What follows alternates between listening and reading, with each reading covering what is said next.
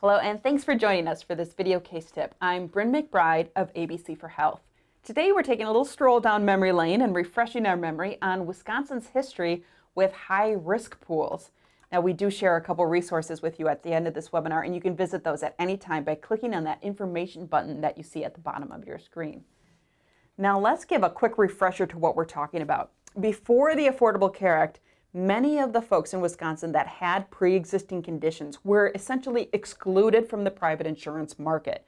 Wisconsin set up something called HIRSP, the Health Insurance Risk Sharing Plan. It had been around for decades before the Affordable Care Act came into play. It actually went away when the Affordable Care Act was passed because the Affordable Care Act for the first time allowed people to buy insurance in the individual marketplace without the underwriting that looked at your pre-existing condition history.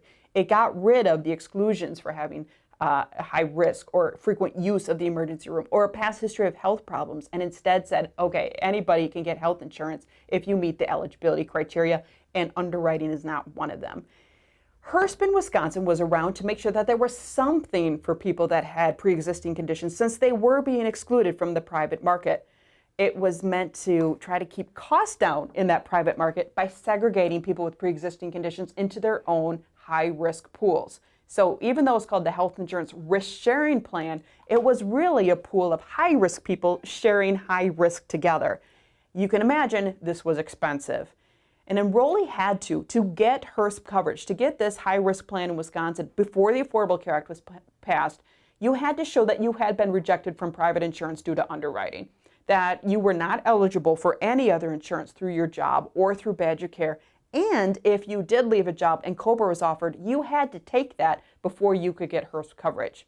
Once you got HIRSP coverage, once you were approved for the program, there was a 6-month prohibition on using the care that might be related to your pre-existing condition. 6-month exclusion from using your insurance once you were approved from your insurance.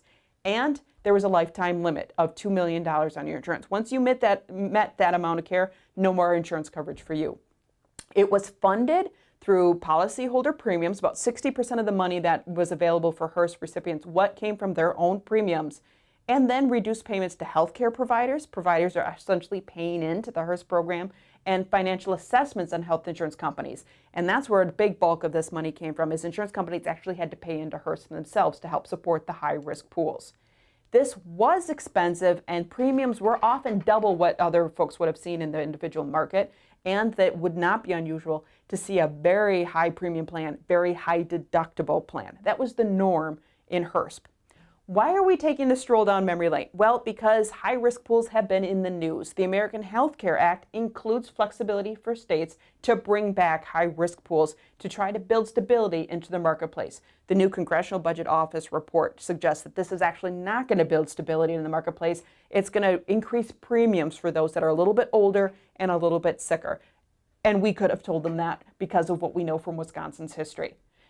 But Insurance Commissioner of Wisconsin likes this idea. He said HIRSP worked great in Wisconsin. It could be a model for other states.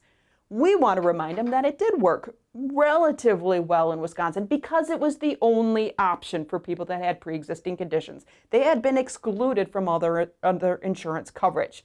Now, looking at HIRSP with rose-colored glasses is not helpful because it is far inferior than a working marketplace. It is far inferior to lump all of your sick people into a tiny risk pool where risk is high and cost is high than to spread that risk into bigger pools and to share that risk, bring costs down for everybody. The Affordable Care Act tried to integrate people with different risk conditions into larger pools to bring costs down.